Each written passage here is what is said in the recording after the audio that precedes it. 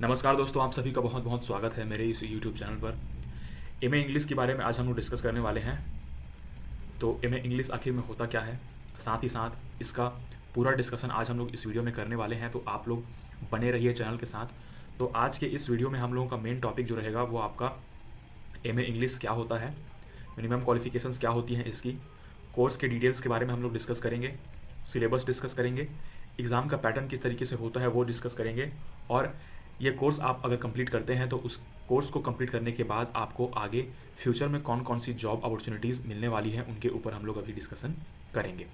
तो ये हमारी पहली वीडियो होगी इंग्लिश के बारे में। फिर हम लोग एक एक करके इंग्लिश लिटरेचर में जितने भी इसके सिलेबस में मतलब इंपॉर्टेंट वर्क्स हैं उसको हम लोग डिस्कस करने की कोशिश करेंगे सीरीज़ वाइज। तो आज की इस वीडियो में हम एमए इंग्लिश के बारे में पहले जानेंगे। यदि आप लोगों ने अपना बीएससी कंप्लीट कर लिया है या फिर आप लोग अपने ग्रेजुएशन के फाइनल ईयर में हैं और एमए परस्यू करने की सोच रहे हैं तो आपको वहाँ पर कौन सा सब्जेक्ट लेना चाहिए। यदि आप लोगों ने बीए ऑनर्स में इंग्लिश लिया हुआ था तो एमए इंग्लिश में आपको कौन कौन से सिलेबस या फिर कौन कौन से टॉपिक्स को पढ़ना होगा, कितने सब्जेक्ट्स होते हैं, वो सारी डिटेल्स हम लोग इस वीडियो में डिस्कस करने की कोशिश करेंगे। तो चलिए स्टार्ट करते हैं आज की हमारी ये वीडियो। तो सबसे पहले मैं आपको बताऊँ यहाँ पर, तो एमए का फुल फॉर्म होता है यहाँ पर master of arts. Master of arts जो होता है मतलब जिसमें आपके आर्ट्स वाले सब्जेक्ट, इसमें आपके इसे हिंदी में कहा जाता है कला के क्षेत्र में। तो जितने भी आपके आर्ट्स वाले सब्जेक्ट हो गए, जैसे कि साइंस और आर्ट्स आप सभी जानते हैं, इसमें स्ट्रीम आप लोग अगर चूज़ करते हैं तो साइंस और आर्ट्स, इसके बाद आपका कॉमर्स भी होता है, उसके बाद आपका एग्रीकल्चर होता है।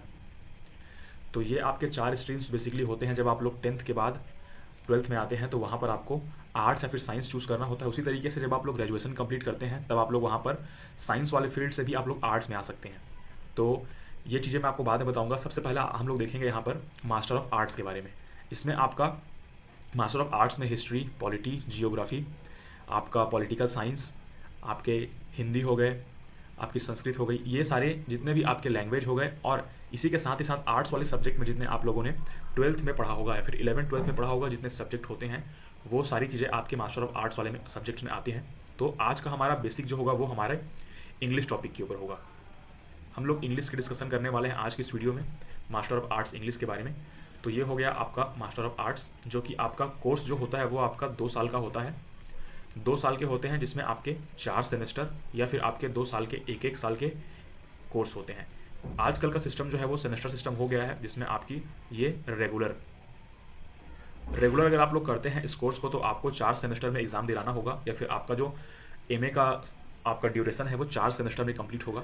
और यदि अगर आप लोग वहाँ पर प्राइवेट करते हैं तो आपको 1-1 साल के वहाँ पर 2 एग्ज़ाम्स देने होंगे। मतलब 2 साल का एग्ज़ाम जो होगा वो आपका 2 एग्ज़ाम्स होंगे 2 साल में। तो वो इस तरीके से डिसाइड होंगे। अब हम लोग अगर यहाँ पर बात करें इसके क्वालिफिकेशन की, तो क्वालिफिकेशन की बात करें यहाँ से हम लोग अगर, तो क्वालिफिकेशन में देखें तो आपका यहाँ पर क्या होगा, सबसे पहले आपका ग्रेजुएशन होना चाहिए। ग्रेजुएशन कितने परसेंटेज के साथ में, 55% के साथ में। और ये आपका मिनिमम 55% है जो कि आपका जनरल कैटेगरी के लिए काउंट होता है। जनरल कैटेगरी के लिए अगर आप लोग एसटी, एससी, ओबीसी या फिर रिजर्वेशन आपकी जो है रिजर्वेशन वाले कास्ट है आप लोग बिलोंग करते हैं तो आपके लिए वहाँ पर 50% आपको मिनिमम रिक्वायरमेंट होती है, जिसमें आपका अगर आप लोग मास्टर्स में एडमिशन लेना चाहते हैं तो। अब यहाँ पर आप लोग देखिए ग्रेजुएशन में आप लोग क्या क्या कंप्लीट हो सकता है आपका ग्रेजुएशन में। तो आप लोगों ने बीए किया हुआ हो सकता है, बीएससी हो सकता है, बीकॉम हो सकता है, बीटेक हो सकता है। मतलब कई ऐसे भी स्टूडेंट्स हैं जो इंजीनियरिंग करने के बाद मास्टर्स करते हैं। मास्टर्स में वो आर्ट्स वाला सब्जेक्ट लेते हैं, जैसे कि आपका इंग्लिश हो गया। आप लोगों ने अगर इंजीनियरिंग की है तो आप लोग इंग्लिश वाला सब्जेक्ट भी वहाँ पर ले सकते हैं। बीकॉम वाले भी वहाँ पर इंग्लिश सब्जेक्ट ले सकते हैं। साथ ही साथ बीएससी अगर आप लोगों ने किया है तो आप वहाँ पर भी इंग्लिश सब्जेक्ट चूज़ कर सकते हैं अपने मास्टर्स में, और बीए वाले तो कर ही सकते हैं। मतलब अगर आप लोगों ने इन सारे स्ट्रीम्स में, अगर इसमें आपका बीए एलएलबी वाले भी वहाँ पर आपका कर सकते हैं जिन्होंने अपना ग्रेजुएशन कंप्लीट किया हुआ है। मतलब ग्रेजुएशन कंप्लीट करने के लिए आपको ये stream BA, BSc, BCom, BTech, इतने सारे आपके ग्रेजुएशन के अगर आप लोगों ने कोर्सेज में इनरोल हुआ है या फिर फाइनल ईयर में है तो उसके बाद आप लोग एमए इंग्लिश के लिए वहाँ पर एलिजिबल हो जाते हैं। एलिजिबल होने के लिए आपका परसेंटेज क्राइटेरिया जनरल कैटेगरी के लिए आपका 55%, और आपके रिजर्व कैटेगरी जो है हमारी एसटी, एससी, ओबीसी, उसके लिए आपका 50% आपका जो है मिनिमम परसेंटेज होना चाहिए ग्रेजुएशन में। अब यहाँ पर बात करते हैं हम लोग अगले टॉपिक के ऊपर। तो अगला टॉपिक क्या है, हम लोग देखते हैं कोर्स। यहाँ पर जैसा कि मैंने बताया कि कोर्स जो आपका होता है 2 साल का होता है। अगर आप लोग रेगुलर स्टूडेंट हैं, मतलब आप रेगुलर बेसिस पर ये कोर्स करना चाहते हैं किसी भी स्टेट यूनिवर्सिटी या फिर सेंट्रल यूनिवर्सिटी से, तो आपके 4 सेमेस्टर्स होते हैं। 1, 2 ये आपके फर्स्ट ईयर के हो गए सेमेस्टर, 3 और 4 ये आपके फाइनल ईयर के सेमेस्टर्स हो गए। उसी के साथ ही साथ अगर आप लोग प्राइवेट यूनिवर्सिटी या फिर प्राइवेट कॉलेज या फिर प्राइवेट आपका फॉर्म भरते हैं जिसमें आपको खाली एग्जाम दिलाने जाना पड़ता है, तो उसमें आपका जो है ये 2 साल का कोर्स होता है, जिसमें आपके फर्स्ट ईयर का एक आपका सेशन होता है एग्जाम का, और सेकंड ईयर यानी फाइनल ईयर में आपका एक सेशन होता है एग्जाम का। अब यहाँ से मैं आपको बताऊँ तो इसमें सब्जेक्ट कितने होते हैं। तो फर्स्ट सेमेस्टर में अगर आप लोग सेमेस्टर वाइज की बात करें तो सेमेस्टर वाइज आपके 4 सब्जेक्ट होते हैं। 4 सब्जेक्ट होते हैं सेमेस्टर वाइज में। तो एक सेमेस्टर में 4 सब्जेक्ट आपके पढ़ाए जाएंगे, जिसमें आपके क्वेश्चन पूछे जाएंगे, उस हिसाब से आपका मार्किंग होगा। उसके बाद अगर आप लोग ईयरली, यानी कि आप लोगों ने अगर प्राइवेट यूनिवर्सिटी या फिर प्राइवेट अगर आप लोगों ने फॉर्म भरा हुआ है, तो आपके फर्स्ट ईयर में टोटल होंगे 5 सब्जेक्ट और आपके फाइनल ईयर में होंगे 5 सब्जेक्ट। टोटल आप लोग को 10 एग्जाम दिलाने होंगे 2 साल में।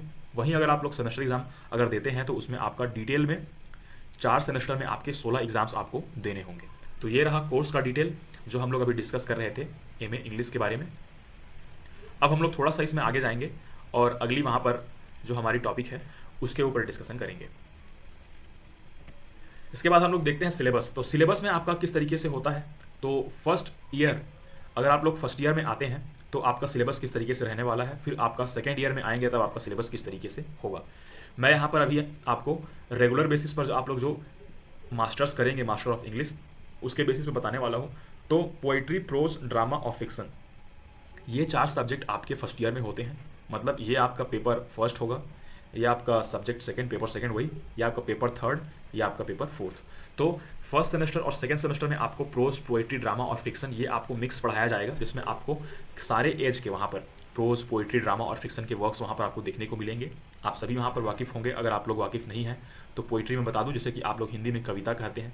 प्रोज जैसे हम लोग कहते हैं कि गद्य जो होता है, जिसमें आपका बड़े बड़े पैराग्राफ और बड़ी बड़ी वहाँ पर स्टोरीज होती हैं जो कि एक पैराग्राफ के फॉर्म में होती हैं। ड्रामा आप सभी जानते हैं, अगर आप लोगों ने हिंदी में देखा होगा तो बहुत सारे ऐसे आपके स्कूल के टाइम में आप लोगों ने पार्ट पढ़े होंगे, जिसमें आपका ड्रामा में आपका इसमें आप लोगों को पार्ट्स सेलेक्ट करना होता था, जिसमें एक ड्रामा होता था जिसमें बहुत सारे कैरेक्टर, बहुत सारे पात्र होते हैं, और उन पात्रों का चयन करके आपकी क्लास में उस टाइम पर पूरा वो जो पार्ट है उसको पूरी तरीके से कंप्लीट कराया जाता था, जिसमें आप लोग पात्र चयन करते थे। तो ये आपका ड्रामा हो गया।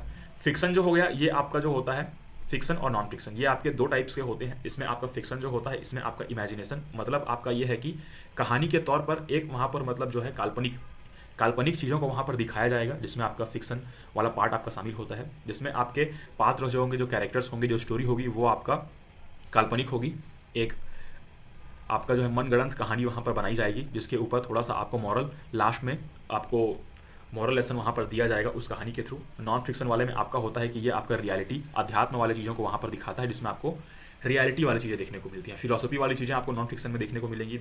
ये आपके इस वाले सेमेस्टर में आएंगे। मतलब फर्स्ट ईयर में अगर आप लोग आते हैं फर्स्ट सेमेस्टर और सेकंड सेमेस्टर में, तो आपको ये प्रोज, पोइट्री, ड्रामा और फिक्सन ये आपको 4 सब्जेक्ट पढ़ने होंगे।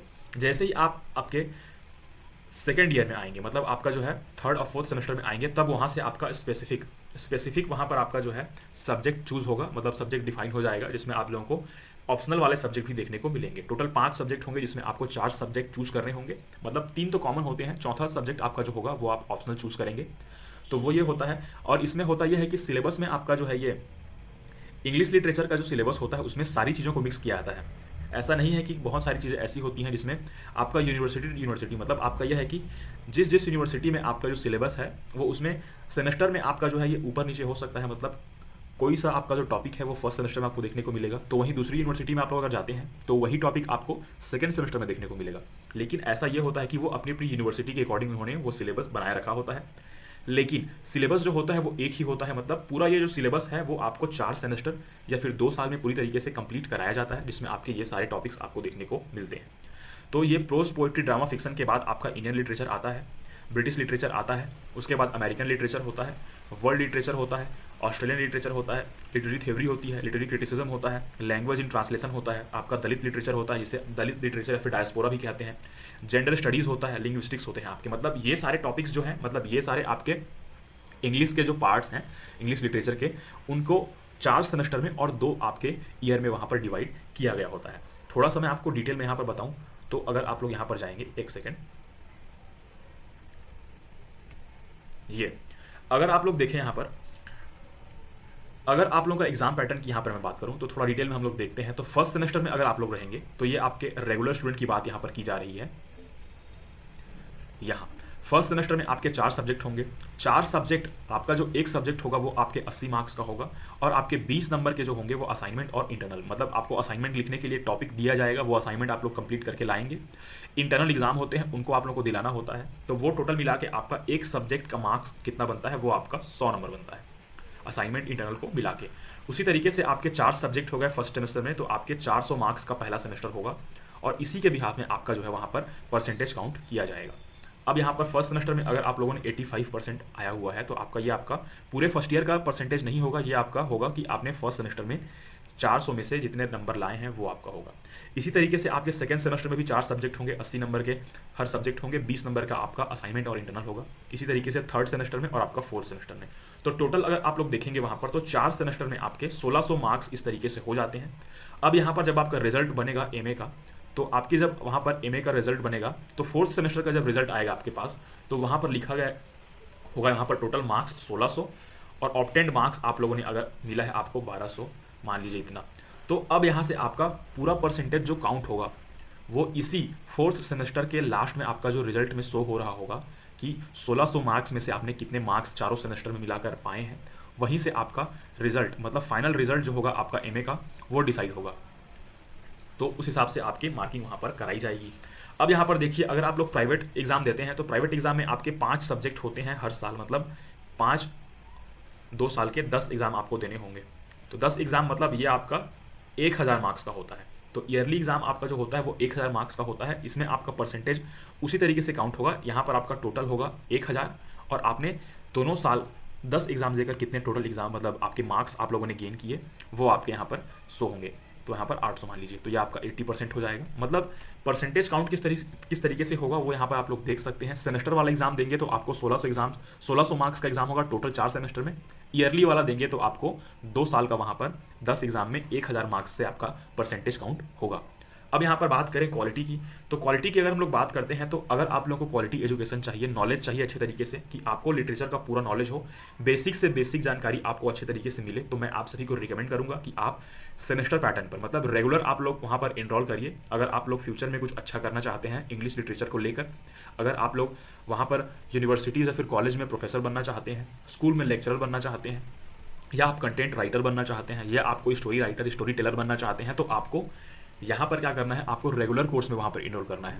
और जिन्हें अपने क्वालिफिकेशन में एक डिग्री बस ऐड करनी है कि मेरे पास एमए इंग्लिश की डिग्री है, तो वो बेसिकली वहाँ पर प्राइवेट एग्जाम दिला सकते हैं, जिसमें आपको उतनी डीप वहाँ पर नॉलेज नहीं हो पाएगी प्रॉपर लिटरेचर की, जिसमें आपके बहुत सारे भाग आपके छूट जाते हैं। क्योंकि होता यह है कि आपका एग्जाम पैटर्न किस तरीके से होता है इसका, कि एक सेकेंड, एग्जाम पैटर्न इस तरीके से होता है इसका कि अगर आप लोग सेमेस्टर वाला एग्जाम देते हैं तो सेमेस्टर वाले एग्जाम में आपसे 1 मार्क के क्वेश्चन पूछे जाते हैं, 2 मार्क्स के क्वेश्चन पूछे जाते हैं, आपका जो है एक्सप्लेनेशन वाले क्वेश्चन पूछे जाते हैं, रेफरेंस कंटेक्स्ट वाले क्वेश्चन पूछे जाते हैं, साथ ही साथ आपसे लॉन्ग क्वेश्चन पूछे जाते हैं। मतलब अगर आप लोग सेमेस्टर वाले कोर्स में एनरोल करते हैं तो आपका जो है ऑल राउंड परफॉर्मेंस वहाँ पर देखा जाता है। और अगर आप लोग वहाँ पर ये प्राइवेट एग्जाम देते हैं, ईयरली वाला एग्जाम देते हैं, तो आपसे वहाँ पर लॉन्ग क्वेश्चन पूछे जाएंगे ओनली। तो इसमें आपका होगा ये कि आपकी वहाँ पर जो है लिखने की नॉलेज तो होगी, लेकिन आपको वहाँ पर डीप नॉलेज उस तरीके से आपको नहीं मिल पाएगी। तो मैं यहाँ पर आपको बताने वाला था कि अगर आप लोग सेमेस्टर एग्जाम देते हैं तो आपको वहाँ पर 1 वर्ड वाले क्वेश्चन पूछे जाते हैं 10, और आपके 2 वर्ड वाले 2 मार्क्स वाले क्वेश्चन आपसे पूछे जाते हैं, वो आपके 5 पूछे जाते हैं। और आपका रेफरेंस कंटेक्स्ट और एक्सप्लेनेशन से आपके 3 क्वेश्चन पूछे जाते हैं, 3 होते हैं। उसी के साथ ही साथ आपका ये लॉन्ग क्वेश्चन होता है। लॉन्ग क्वेश्चन जो होते हैं वो आपके टोटल इसमें 4 होते हैं। तो ये 80 नंबर का डिवीज़न आपको बताऊं मैं अगर, तो 10 नंबर यहाँ से हो गया, 10 नंबर यहाँ से हो गए, 20 हो गए, और ये आपके 12 नंबर यहाँ से हो गए। 4 नंबर के 3 आपसे पूछे जाते हैं रेफरेंस, कंटेक्स्ट और एक्सप्लेनेशन वाले क्वेश्चन।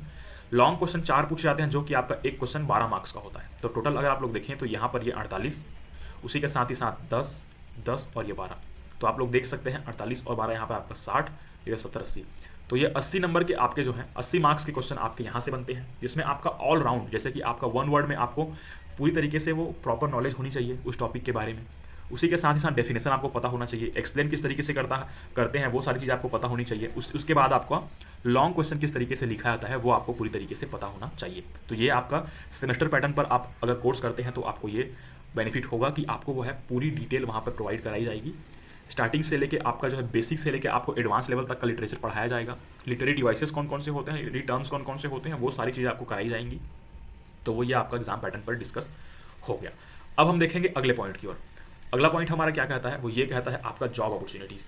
अब यहाँ पर देखिए मेन आपका मुद्दा जो है वो यही है कि अगर आप किसी भी तरीके के कोर्स में इनरोल करते हैं तो वहाँ पर आपका एक स्पेसिफिक पर्पस होता है कि मैं अगर ये वाला कोर्स कर रहा हूँ तो अश्योरिटी क्या क्या चीज़ों की होती है आपके पास कि आप इस वाले कोर्स को करने के बाद और कौन कौन सी अपॉर्चुनिटीज़ वहाँ पर आपको मिलने वाली है। तो आप अगर प्राइवेट सेक्टर में बात करें, यहाँ पर ये आपके प्राइवेट सेक्टर की बात करते हैं और आप लोग यहाँ पर गवर्नमेंट सेक्टर की बात करते हैं, तो दोनों में आपका जो है बहुत अच्छे तरीके से आपको वहाँ पर फ्यूचर में अपॉर्चुनिटीज़ मिलने वाली हैं अगर आप लोगों ने एमए इंग्लिश किया हुआ है। तो प्राइवेट सेक्टर में बात करें तो कंटेंट राइटर आपके ये वाली जो आपकी जॉब होती है बहुत ही हाई पे लेवल पर होती है, मतलब आपको बहुत ज़्यादा पे किया जाता है उसके लिए। कॉपी राइट होता है, कॉपी राइटर आपका जो होता है वो आपके लिए होता है। मीडिया चैनल जैसे रिपोर्टर बनने के लिए आपको भी वहाँ पर कम्युनिकेटिव इंग्लिश या फिर इंग्लिश लिटरेचर के साथ साथ उसमें जर्नलिज्म का पार्ट ऐड कराकर आपको ये वाला जो है जॉब दी जाती है। स्टोरी कंपोजर आप स्टोरी लिख सकते हैं, राइटर बन सकते हैं, मतलब ये आपका पैसन के ऊपर है पूरी तरीके से। प्राइवेट जॉब के ऊपर अगर आप लोग देखें तो आपके पैसन से भी पूरी तरीके से रिलेट करेगा, जिसमें आपको हाई सैलरी के साथ साथ आपको अच्छा लाइफ एक्सपीरियंस भी आपको देखने को मिलेगा। लोगों को आप इन्फ्लुएंस करेंगे, उनकी लाइफ बदलेंगे किस तरीके से, आपका राइटर बन के, स्टोरी कंपोजर बन के, मतलब जिस तरीके से आप लोगों ने आसपास के एनवायरनमेंट को ऑब्जर्व किया उसे अपने स्टोरी के रूप में आप लोगों को ये पूरे जो है आपके सोसाइटी में उसको देखना है। अब यहाँ पर हम लोग गवर्नमेंट सेक्टर की बात करते हैं। तो गवर्नमेंट सेक्टर की बात करें तो अगर आप लोगों ने एमए इंग्लिश कर लिया हुआ है या फिर एमए इंग्लिश करना चाहते हैं तो एमए इंग्लिश करने के बाद आपको गवर्नमेंट सेक्टर में मिलने वाला जॉब आपके जो है यूजीसी नेट और सेट, ये आपका जो है ये एग्जाम आपका जो है क्वालिफिकेशन एक होता है क्राइटेरिया जिसमें आपका कॉलेज प्रोफेसर्स आप लोग बनते हैं। उसी के साथ ही साथ अगर आप लोगों ने बीएड किया हुआ है एमए के साथ, तो बीएड अगर आप लोगों ने किया हुआ है तो बीएड के बाद आपका पीजीटी टीचर जिसे हम लोग लेक्चरर करते हैं, स्कूल लेक्चरर जो आपके 9 से लेकर 12 तक के स्टूडेंट्स को पढ़ाते हैं, वो आप बन सकते हैं। टाइप राइटर आप लोग बन सकते हैं कोर्ट में, मतलब हाई कोर्ट हो गया, लोअर कोर्ट हो गया, डिवीजन कोर्ट हो गया, जितने भी आपके कोर्ट होते हैं, सुप्रीम कोर्ट हो गया, तो उसमें टाइप राइटर जो होते हैं उनमें आपका जो है कोई भी आपका नोटिस अगर आप लोगों को इशू करना होता है कोर्ट को तो वो इंग्लिश में करते हैं, हिंदी में करते हैं। तो वहाँ पर आप लोग इंग्लिश अगर आप लोगों ने किया हुआ होगा मास्टर्स तो वहाँ पर आपको प्रायोरिटी दी जाएगी।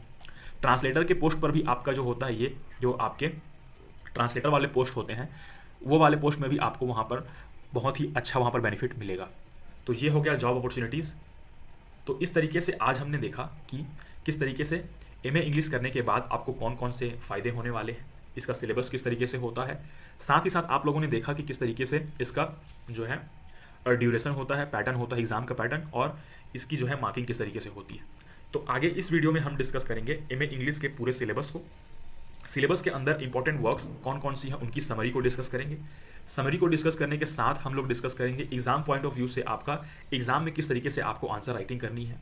पूरी तरीके से आपको जानकारी इसी यूट्यूब चैनल पर प्लेलिस्ट में मिलेगी, जिसमें एमए इंग्लिश क्लासेस करके मैंने एक प्लेलिस्ट बना रखी है। उसमें मैं एक एक करके सारे कंटेंट वहाँ पर डालता रहूँगा, जिससे कि आप अगर अपने ग्रेजुएशन बैचलर आपके जो ऑनर्स है इंग्लिश के उसके फर्स्ट ईयर में है, बीए में है जिसमें आपका इंग्लिश का जो भी आपका कंटेंट होगा, साथ ही साथ अगर आप लोग वहाँ पर एमए इंग्लिश के फर्स्ट ईयर में है, फर्स्ट सेमेस्टर में है, आपको गाइडेंस चाहिए, आपको वर्क की समरी चाहिए, आपको स्टोरी चाहिए, तो वो सारी चीज़ें आपको इसी चैनल पर मिलेंगी बिल्कुल फ्री ऑफ कॉस्ट। तो मिलते हैं नेक्स्ट वाली वीडियो में, तब तक के लिए बहुत बहुत धन्यवाद।